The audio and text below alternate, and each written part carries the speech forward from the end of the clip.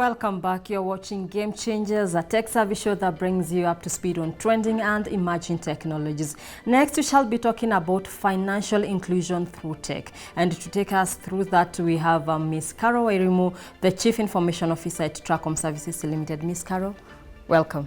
Thank you very much. Maybe before we go into delving more onto what is financial inclusion through tech, maybe you can tell us what Istracfone Services does.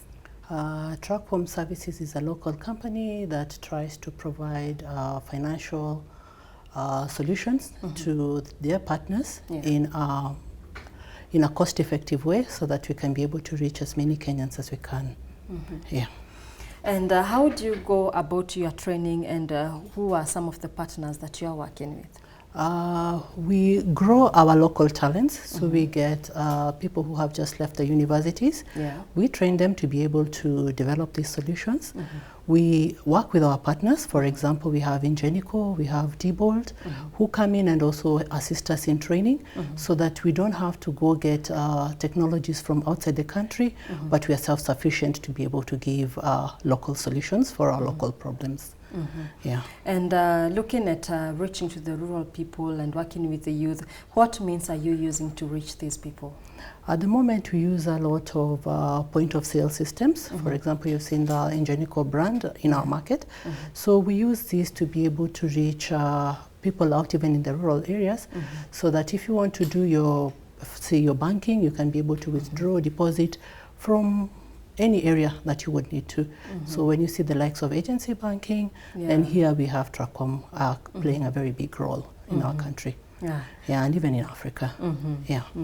And now let's look at the main thing here. How are we using technology for financial inclusion? Now, we have technologies that we use. For example, we have ways that we have, like, for example, the point-of-sale systems that we use, which have been developed using a lot of security in them, so that when you are able to do your transactions, you don't have to fear that your money is going to get lost. So whether you swipe your card or you enter your PIN into those point-of-sale systems, or even if you don't have a card, you're able to do your transactions and your money is secure, your data is secure, and you're able to do your banking from wherever you want within the country.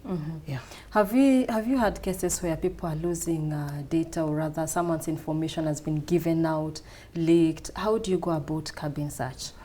From our solutions, we've not had such an incident. So what we do is that we are trained and we follow a lot of standards that have been set out in the market. For example, we're going to follow standards that come from EMV, we follow standards that come from PCI. We also work closely with the banks to ensure that we don't have any data loss.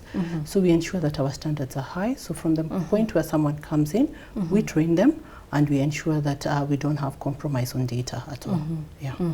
And looking at the way the tech industry has been growing, and also our businesses, what challenges have you faced as a company, and how have you been able to go about them? At first, getting resources who could be able to understand the technologies, who could be able to come up with the solutions was a challenge. But we worked closely with the likes of Ingenico to be able to grow this talent within our market. And now we are propagating it to people who have done their degrees, who have finished their diplomas as well.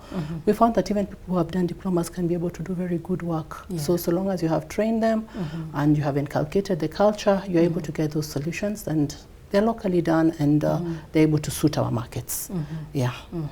And reaching to these people, what means have you used to sensitize some of your products? We have shows, financial inclusion shows that we go, we tell our clients about. We go to our clients as well, we tell them about whatever it is that we are doing.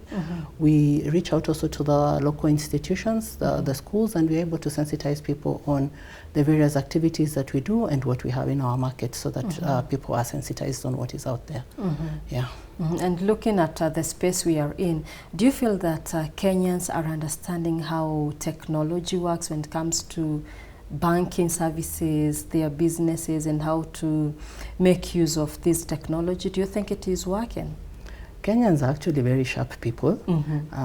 If you look at our market. We've been able to have people going out of Kenya to go and do consultancy outside, work with banks outside, advise them on how to be able to go about these things. So they are quite tech savvy. So just given an opportunity and a bit of training, we can do a lot of great work. Yeah. And maybe we can look at Kenya's position in Africa in fintech. Where do we stand and what more can we do, and also maybe borrow from the international companies?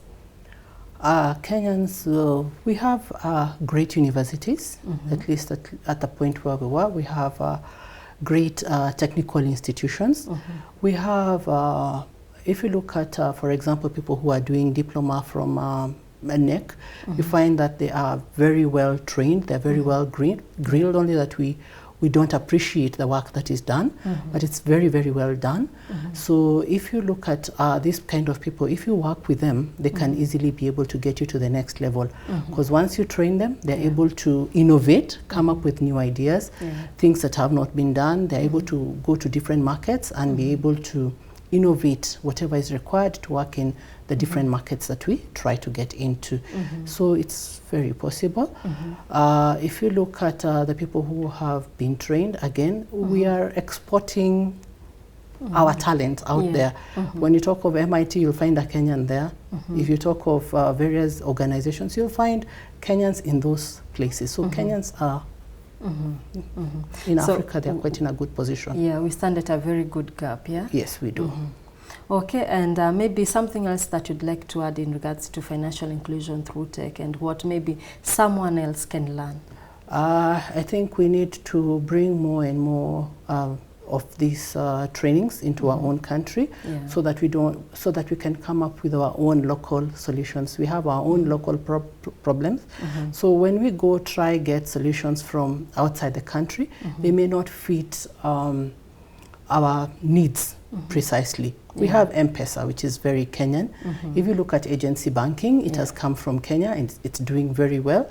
So it doesn't matter whether there is no ATM in your rural area. There is agency banking from different banks, for example, which is very homegrown, and now we are trying to export some of this information to the countries that are out there. And Tracom Services being a limited company, do you feel the need for government to come in and work with some of these private firms that we have, and also work with the local mwananchi? I think it is important for the government to work with the private sector, so that the people who are coming up from schools can be prepared to be able to fit into our job markets.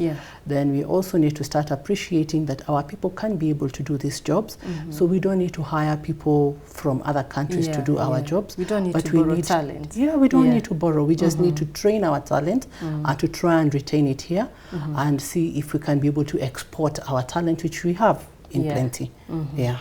All right, thank you so much, Miss Carol. That's awesome coming from you. Thank you very much. Okay, that has been Madam Carol Wairimu, the Chief Information Officer at Tracom Services Limited, taking us through financial inclusion through tech and what it entails. Well, from me, Tabitha Muthoni, and the entire team that made this happen, that's it for now. Have yourself a good time.